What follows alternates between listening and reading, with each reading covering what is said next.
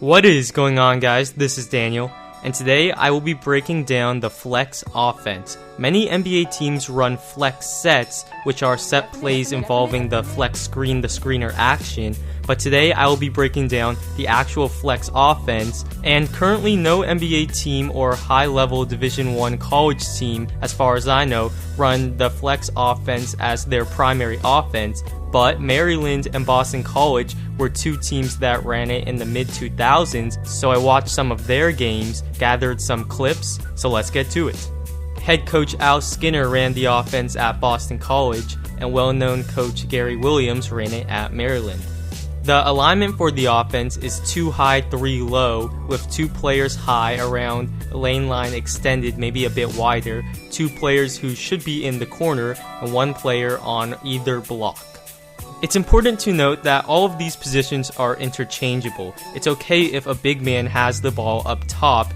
It's a continuity offense and players change positions when it's run.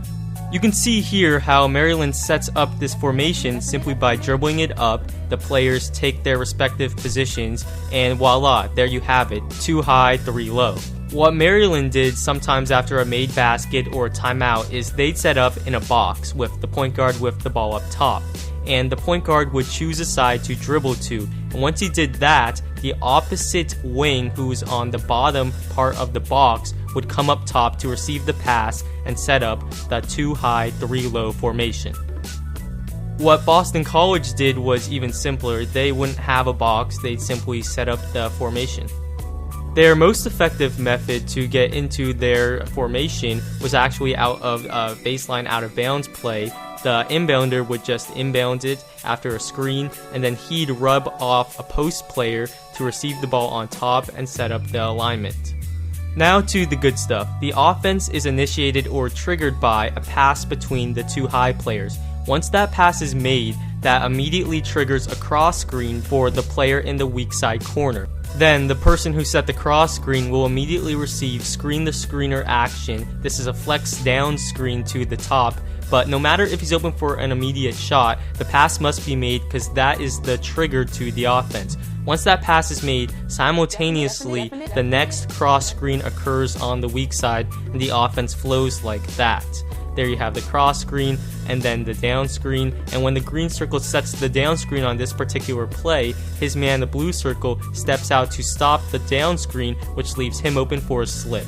Gary Williams was not a fan of the down screen, so he instructed his players to not set the down screen. They'd run the flex offense, but without the down screen. So here the pass is made across, which triggers the simultaneous cross screen, but instead of screen the screener action, the point guard on top would simply stay where he's at and receive the ball back to continue the flex offense. There you have the cross screen, no down screen, and they continue this and draw a foul. The player using the cross screen can go over the screen or under the screen depending on how his defender guards him. Here BC will set up their offense out of their baseline out of bounds play. And that is Jared Dudley getting open after using the cross screen, but the pass is a bit late and he gets blocked. On this play, a BC player gets a bit confused and doesn't set a formal cross screen, but Dudley can still sneak in there, establish position, and score. On this play, watch how the screen the screener down screen works perfectly as it gets a BC player a wide open 3. Same player, but this time watch how he curls the down screen and he gets right into the middle of the lane because of it, but notice how the players on the weak side are already getting into their cross screen. This is a no-no because remember, the cross screen is initiated by a pass across. The pass across wasn't made, but they still went into their cross screen, which killed the spacing and it resulted in a turnover. Here Maryland gets into their flex, but the player on top recognizes his defender is sacking off of him, so he simply takes a jumper. Watch how the defender here will deny the path to the cross screen, so the Maryland player simply flares it out and hits a 3. This time, the player setting the cross screen will set the cross screen and then simply screen for the ball. This isn't part of the offense, but it's certainly acceptable, and here it eventually gets them decent post position.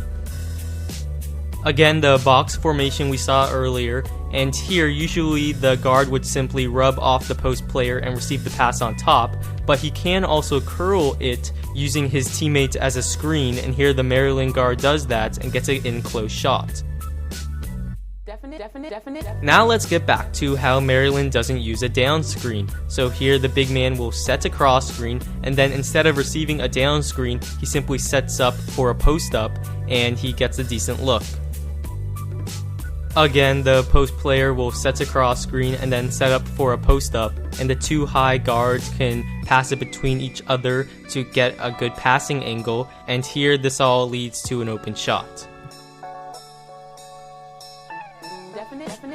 BC used the cross screen, but here's an example of the post player setting a cross screen and then simply camping out for a good post position, and here off the post up, they get an open 3.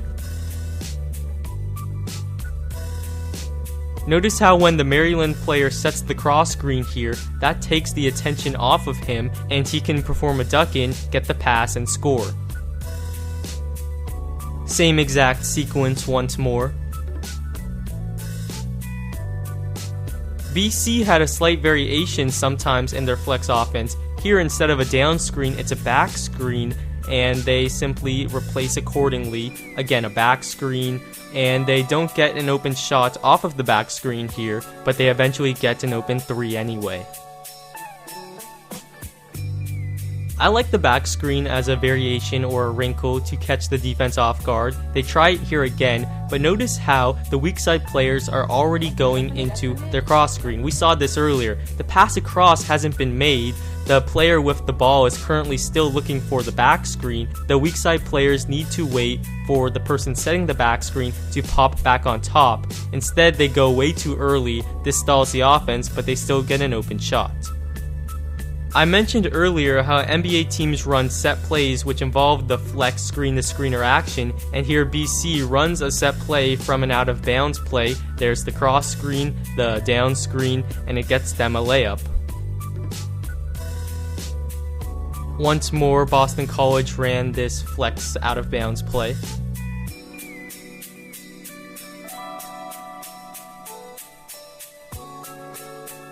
Now let's talk about the corner option. Here is Maryland's box setup, and remember the point guard would dribble to his side and the opposite wing player would flash to the top and receive the pass to set up the play. But in the corner option, the strong side player who is on the bottom part of the box will flash to the corner. Here he's at the wing, but whatever. And once that pass is made, a few things are triggered. The opposite post player, the red circle, will receive a cross screen looking for a layup or a post up, and the guard will screen away for the opposite wing. Here, neither player is open for an immediate shot, so they flow right back into their flex motion and they're in it. Notice how the big man will receive a cross screen and get it and score here.